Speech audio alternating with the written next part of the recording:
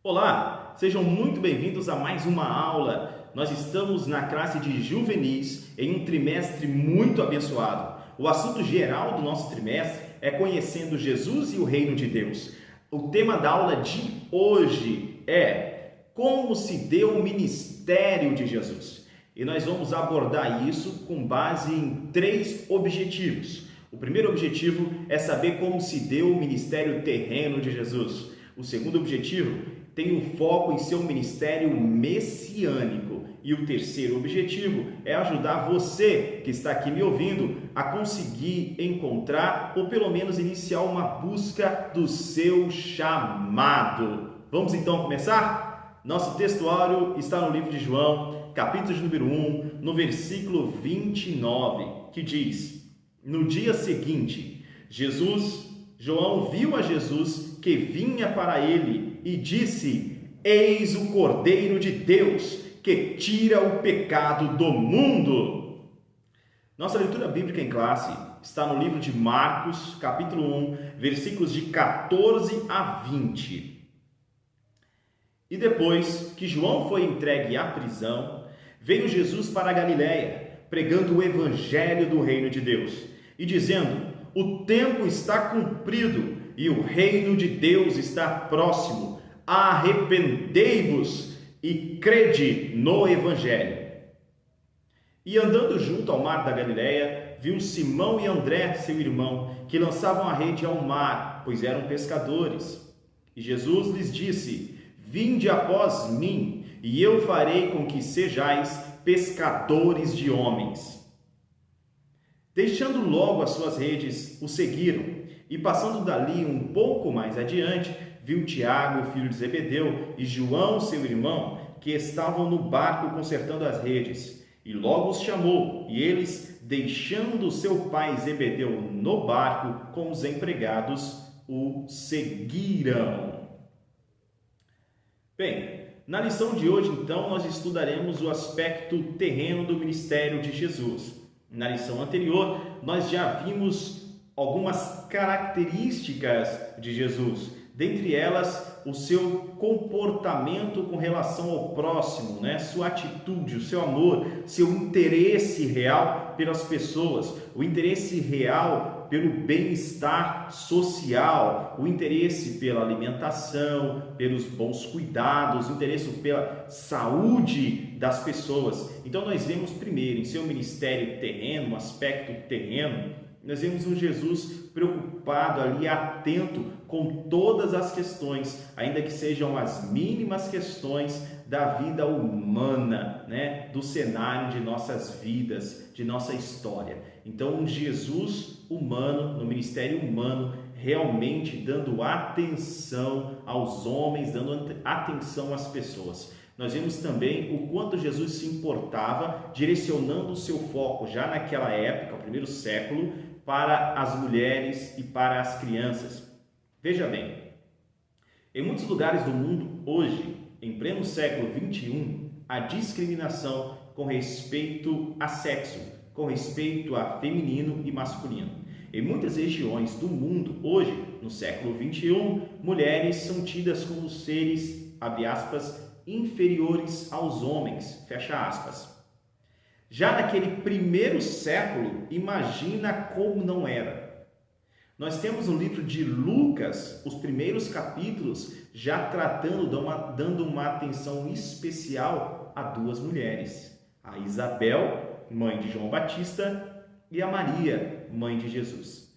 Mais à frente, nós também vemos no Evangelho, Jesus dando uma atenção especial às crianças. Eu quero lembrar vocês que não faz muito tempo havia uma ideia de que a criança era um pequeno adulto, ou seja, ela podia ter as tarefas de um homem adulto, de uma mulher adulta formada. Então ele era um pequeno adulto que estava aprendendo.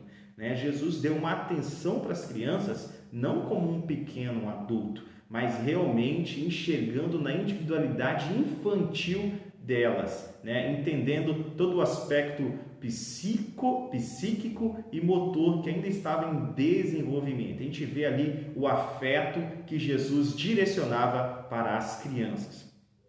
Então está aqui 2 pontos da visão de Cristo para aquele tempo, já na questão de ministério terreno. Já no aspecto de ministério messiânico, nessa lição, nós vamos tratar sobre o ministério profético, o ministério sacerdotal e o ministério real ou de rei de Jesus. Então, Jesus tem esses 3 aspectos: sacerdote, profeta e rei. É isso que nós vamos abordar na lição de hoje. Bom, o que nos chama então a atenção já no início dessa lição é com respeito ao chamado de Jesus, como ele abraçou o seu chamado e como ele tinha um chamado muito claro para ele. Quero te lembrar também que o chamado de Jesus não se deu por ocasião após o nascimento dele, não. O chamado de Jesus é mesmo anterior mesmo ao mundo. No livro de Apocalipse, ele vai nos revelar sobre o Cordeiro que foi morto desde a fundação do mundo.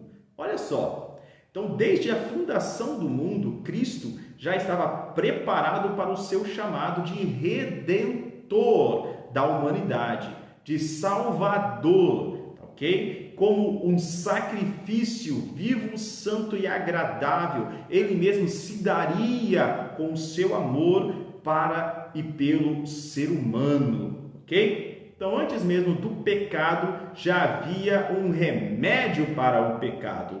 Antes mesmo de Satanás ter infiltrado no mundo e ter ali iludido, o primeiro casal, já havia sim um remédio para esse episódio e para tudo que viria depois disso. Havia já um Cristo, aleluia, glória a Deus, preparado para ser imolado por nós, seres humanos, e operar a obra de regeneração. Regeneração é trazer todas as coisas de volta ao seu devido lugar. O lugar do ser humano é próximo a Deus, é um relacionamento íntimo com o Criador. O pecado causa separação entre o ser humano e Deus, mas o sangue de Jesus, o Redentor, ele nos purifica de todo o pecado. Diante disso, nós temos sim uma regeneração, ou seja, nós não temos mais aquela barreira de pecado, nós verdadeiramente podemos voltar a Deus. A introdução dessa lição vai tratar justamente sobre a inspiração que nós recebemos ao enxergar como Jesus viveu o seu chamado, como ele se entregou para o seu chamado. Eu me lembro de uma frase que diz: os melhores em qualquer coisa que fazem, seja em uma profissão, os melhores em suas profissões, os melhores em seus campos de atuação, eles se tornam como se fossem servos do seu dom. Eles servem o dom, ou eles vivem para o seu chamado. Olha só que interessante. Quem atinge então a excelência naquilo que está fazendo, ele está servindo ao seu chamado. Então a gente vê esse foco no ministério de Jesus, como ele verdadeiramente se doou. Eu quero trazer para vocês alguns exemplos também. Um bom exemplo de literatura para que vocês possam ler é Heróis da Fé. Heróis da Fé também tem áudio disponível aí no YouTube também. É interessante vocês ouvirem. Então, Heróis da Fé. Vai contar a história de 20 homens que se entregaram com tal força ao seu chamado, ao seu propósito, que viveram tão abnegadamente para Deus, que realmente impactaram o mundo. A história de 20 homens que mudaram o mundo, e o mundo é tal como nós conhecemos, devido também à influência desses homens. Então não deixe de conferir essa obra Heróis da Fé. Além da obra Heróis da Fé, certamente você conhece pessoas que te inspiram, não é? Eu tenho pessoas que me inspiram, eu tenho modelos. Então, um modelo de pai, um modelo de empresário, né? Um modelo de servo de Deus, um modelo de pastor, um modelo de professor. Então, nós temos pessoas que nos inspiram, né? Quem é a pessoa que mais te inspira? Quem é a pessoa que você vê que realmente está seguindo o seu chamado? Quem segue o seu chamado tem passos mais confiantes, tá? Mais fortes, mais precisos, e em seu rosto é possível ver que ele e ela realmente sabem para onde estão indo e estão se dirigindo para esse propósito. Tópico 1, um chamado, uma missão a ser cumprida. Um chamado é determinante para que possamos abraçar causas. O plano divino de redenção da humanidade foi desenhado por Deus e a Cristo coube o papel central nessa história. 1 Pedro, capítulo 1, versículos 19 e 20. Então, primeiro, um chamado, ele é determinante para abraçarmos causas. Eu quero que você pense agora, junto comigo, sobre a sua vida. Onde você tem dado realmente o foco, o que te chama a atenção. O que te chama a atenção pode ser um indicador, sim, do seu chamado. Então, deixa eu te dar um exemplo. Eu me lembro de uma pregação que eu vi do Dr. Miles Monroe, e ele dizia o seguinte: se você sente uma revolta dentro de si na educação, por causa da educação, acredita que a educação podia ser melhor, acredita que os professores podiam usar novos recursos, acredita que poderia se levantar alguém que fosse revolucionar o meio educacional, se você tem essa revolta dentro de si, se você talvez se revolte no meio político, por causa da politicagem e não por causa da política, então se você está atento à questão política e se revolta por causa da politicagem de politiqueiros, por causa de projetos de lei que visam lesar a população e não o bem-estar comum, se você se sente também aí revoltado, com questões de segurança, revoltado com questões de empreendedorismo, revoltado acreditando, uau, mas será que não poderiam haver mais negócios, mais empresas para gerar mais trabalho, mais oportunidade, mais renda? Esse pode ser o indicativo do seu chamado. Então, geralmente, aquilo que te revolta pode ser um indicativo do seu chamado. Vejam bem, Jesus, ele que ama o pecador, mas ele detesta o pecado. Olha uma indicativa do chamado dele. Então, Jesus realmente veio para desfazer as obras do diabo, e o sangue dele nos purifica de todo o pecado. Uma indicativa de ministério, ok? Esse é um ponto para a gente estar discutindo aqui nessa lição, e é só um ponto de reflexão para vocês. Segundo tópico da nossa lição, o ministério terreno de Jesus. O ministério de Cristo, para melhor entendermos, pode ser dividido em terreno e messiânico.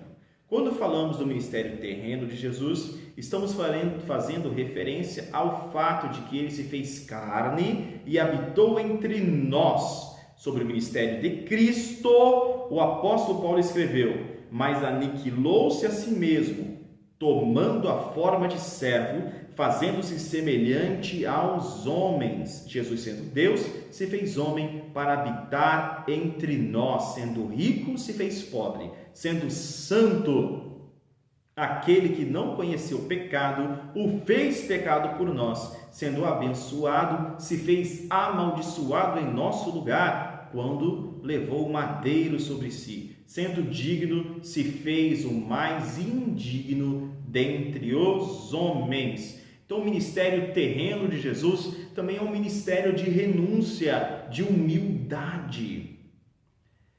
Jesus nos ensina, e o apóstolo Pedro, em sua carta, na epístola de 1 Pedro, ele fala muito sobre a humildade. E ele fala, inclusive, sobre os dias de sofrimento. Se o servo de Deus ele sofre injustamente, ele deve suportar com paciência e render glórias a Deus. Olha só, a humildade de suportar o sofrimento, a humildade de talvez não devolver na mesma moeda daquele que está te agredindo, te acusando, seja com palavras ou de qualquer forma. né? A humildade de conseguir realmente se conter. A humildade, eu estava ouvindo um pastor ontem, pastor Tiago Brunet, em uma pregação, e ele disse que ele foi atacado por algumas pessoas, né, verbalmente, dizendo que iriam destruir ele quando ele estava mais no início do seu ministério. Ele disse que ele ia orar e ele falava: Deus, tem compaixão daquela pessoa e ajuda ela a alcançar também o sucesso em alguma área, a alcançar um crescimento sustentável em alguma área, porque assim, talvez, se ela conseguir sucesso também, ela vai esquecer do que disse. Olha só, que postura, né? Uma postura de orar para que Deus abençoasse o outro, porque pode ser que pelo que o outro está passando, ele te lançou alguma palavra que não devia. Pode ser que por causa da aflição dele, ele te afligiu também. Então, uma inteligência de entender que nós precisamos ser humildes, porque uma situação interpretada por nós pode, na verdade, não ser exatamente aquilo. Alguém pode ser levado a agir contra a gente, mesmo sem ter percebido, e acabou nos ferindo. Okay? Então, o Ministério Terreno de Jesus é um ministério de renúncia, sim. E é um ministério de perseverança. Nós não vemos Cristo desistindo nunca, desistindo de nada, de nada. Nós vemos Jesus sempre cumprindo com seus planejamentos. Nós não vemos um Jesus procrastinador. O que é isso, professor? Procrastinador é alguém que deixa para depois o que poderia fazer agora. Deixa eu te dar um exemplo. Lembra quando você tinha provas na escola e deixava para estudar em cima da hora? O nome disso é procrastinação. Ou quando você tem algum trabalho para ser feito e deixa para fazer nos últimos momentos, o nome disso é procrastinação. Então, procrastinação é deixar para depois o que eu posso fazer agora. E uma pessoa que tem muita procrastinação na vida é uma pessoa que vive desesperada, porque está sempre no máximo, em cima dos prazos para resolver as coisas, as situações ou entregar. Vamos para o próximo tópico. Tópico de número 3, o ministério messiânico de Jesus. O ministério de Jesus foi também messiânico. O que isso significa? Que ele foi o Messias, o Cristo, o ungido máximo, o prometido, o descendente, a raiz de Davi, aquele que é o Rei dos Reis, Senhor dos Senhores, o que viria para reinar sobre tudo e sobre todos. Esse prometido veio.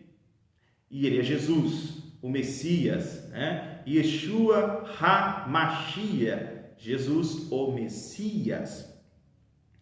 Bem, as Escrituras Sagradas vão falar sobre isso no livro de Salmo 22, no livro de Isaías, capítulo 7, capítulo 9, capítulo 53, entre outros. Isaías é um profeta messiânico. Miqueias, capítulo 5, Zacarias, capítulo 9, capítulo 12 também, e muitos outros textos. Então, o ministério messiânico de Jesus, ele abrange o ofício de sacerdote.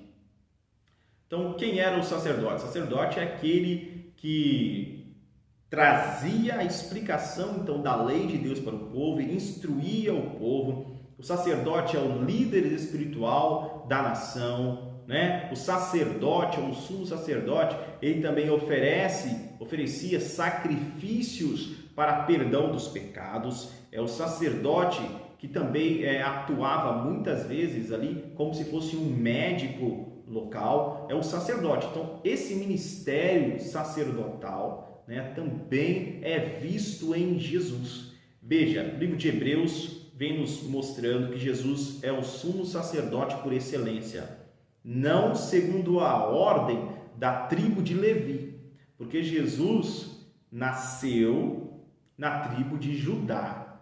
Os sacerdotes vinham da tribo de Levi.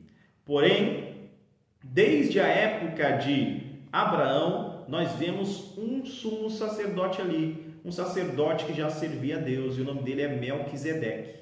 E essa ordem sacerdotal anterior a Levi é a ordem de Jesus Cristo. O livro de Hebreus vai falar ele é sacerdote eterno, Jesus, segundo a ordem de Melquisedeque.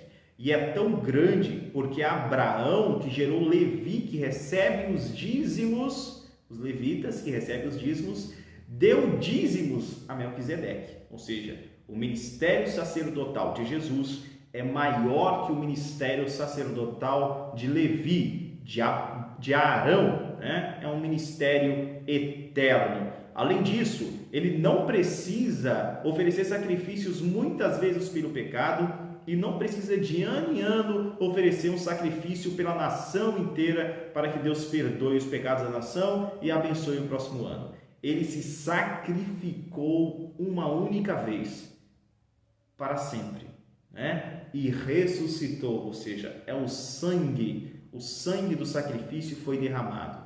Sem derramamento de sangue não há perdão. O sangue foi derramado. Jesus ressuscitou, mas o sangue dele ficou derramado. Amém? Bom, próximo tópico aqui do ministério messiânico de Jesus, o próximo ofício, então, é o ofício de profeta. Jesus também tem o ofício de profeta, é visto nele esse ministério, esse aspecto, né, de profeta, segundo Moisés havia profetizado. Deus levantará um profeta semelhante a mim, poderoso em palavras e obras. A ele vocês devem ouvir. E Jesus realmente é um profeta semelhante a Moisés.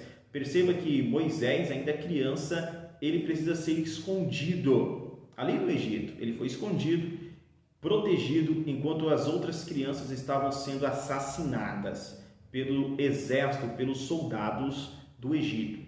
Jesus foi escondido também no Egito, enquanto as crianças lá em Judá, na Judéia, estavam sendo assassinadas pelos exércitos do território ali, ok? Então nós temos esse paralelo.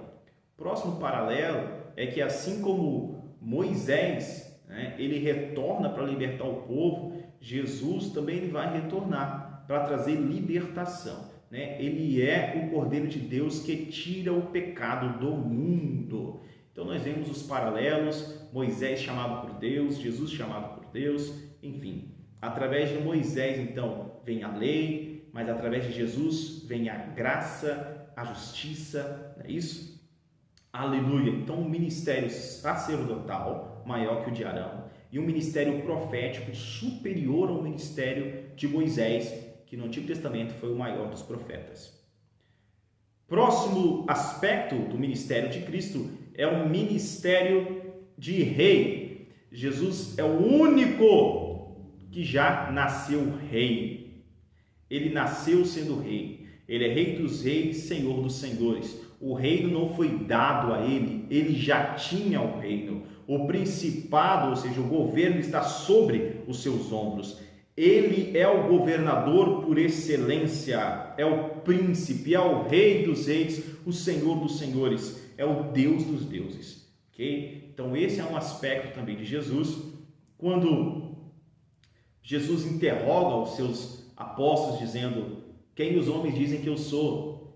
Dizem que você é um dos profetas, né, que ressuscitou. E quem vocês dizem que eu sou? Pedro disse: tu és o Cristo. Ou seja, tu és rei, né? Então esse é o aspecto de Jesus, ele é rei por excelência. Nosso último tópico: qual o seu chamado? O que você tem feito para descobrir a vontade do Pai para a sua vida? É preciso buscar e pedir a Deus para que Ele revele a você o seu propósito para finalmente você dizer sim e viver plenamente tal desafio. Hoje eu ouvi um hino maravilhoso que diz: Senhor, quando o Senhor for agir aqui na terra, se o Senhor for agir nesta geração, não haja sem mim. Olha que legal, né? Ou seja, me coloca também nesse propósito, me utiliza, Senhor. Faz de mim realmente alguém útil para o Senhor. Se o Senhor vai agir nessa geração, haja também através de mim. Que assim possa ser a sua oração, que o Senhor possa te revelar o seu chamado, o seu propósito. Eu espero que essa aula tenha sido bênção para você e tenha te ajudado. Na lição que vem, nós estaremos estudando sobre ame a Deus e ao próximo. Então, para concluirmos esta lição, o seu chamado, ele é muito importante. Descubra qual é o seu chamado, porque ele vai te dar um propósito. Você vai descobrir o propósito da sua vida. Deus abençoe a todos vocês. Até a nossa próxima aula.